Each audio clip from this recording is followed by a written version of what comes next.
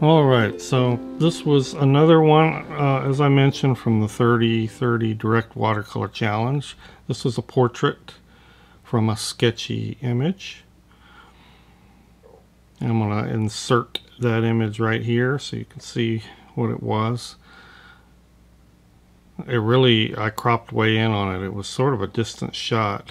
And I just wanted to focus on the head and shoulders and the jacket. I thought the jacket had some nice dynamic light on the wrinkles. I started out painting this hand here, which was holding a cigarette.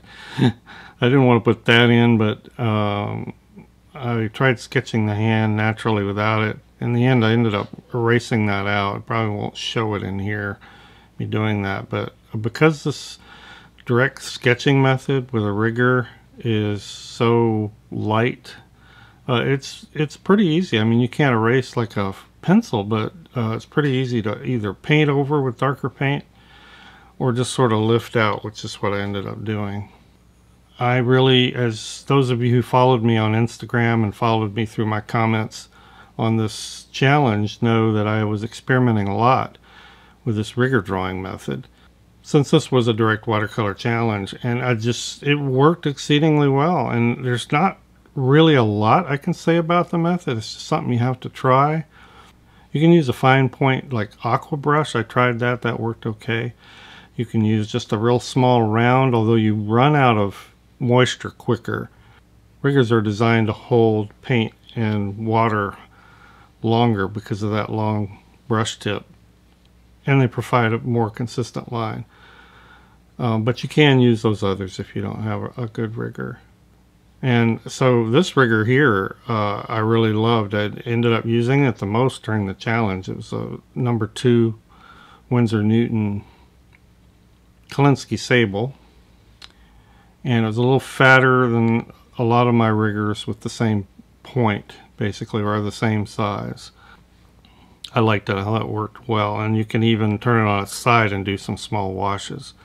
And this was pretty small, you know, for a sketchbook painting. It was a pretty small painting. So here I did switch to a number 8 round. By the way, I'm trying some new brushes that so far I really love, and these are only available through rosemaryandco.com.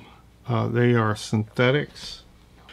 They are a special line from Michael Klein, and his site is michaelkleinpaintings.com, but he produced these synthetic, you know, sable-like imitators, specifically with Rosemary and Company brushes, which, if you're not familiar with Rosemary and Company, they just sell real high quality brushes. But I really am loving these. But if you're in the States, you're gonna have to buy them from Rosemary and Company, and that's a UK site. Never found shipping to be terrible though. You know, I'm a little spoiled by Amazon Prime, getting something I order to come in just a couple days. So you won't have that happen if you're in the States, but it's worth it if you want to wait for some great brushes. Some of my favorite Kolinsky Sables are Rosemary and Company. And basically you're just continuing to see me lay in the colors over my sketch now. I wanted to keep this loose. I wanted to focus what detail I did right into the facial features, eyes, nose, and mouth mainly, and keep everything else fairly loose. I put a lot of purple in the hair. She was a dark brunette, but sometimes just using brown is too drab and dead, and so I tried to keep that lively. That was another thing I experimented a lot with during the challenge, was keeping the shadows more lively and colorful. And I loved adding the purple in there. I thought it worked well, and I tried simplifying those hair shapes and forms, and I thought it worked out. I was really happy with it. And I wanted to just suggest, you know, the dynamics of these folds on the jacket she was wearing, and keep it loose and sketchy. There are a lot of ways you can draw center of attention to something in your painting. One way is to have more detail in one area and have everything looser in another, and that's kind of the way I tried to focus here. It's a little difficult to paint details in the fine features because of the size I was working at. Usually when you do a portrait, especially if you're going to do a really lightness oriented portrait, you usually want to work much larger. And if I do lightnesses, I always use a pencil. I wouldn't use direct watercolor because your lightnesses take time.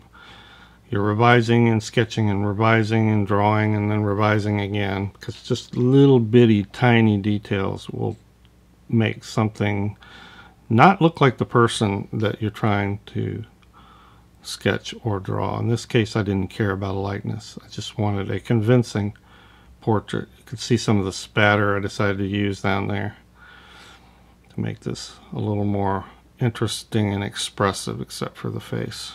But that's basically it. I mean, that was just a fun sketch to do. Hope you enjoyed this. Thanks, patrons. Appreciate you all watching and tuning in, and we'll see you in the next video.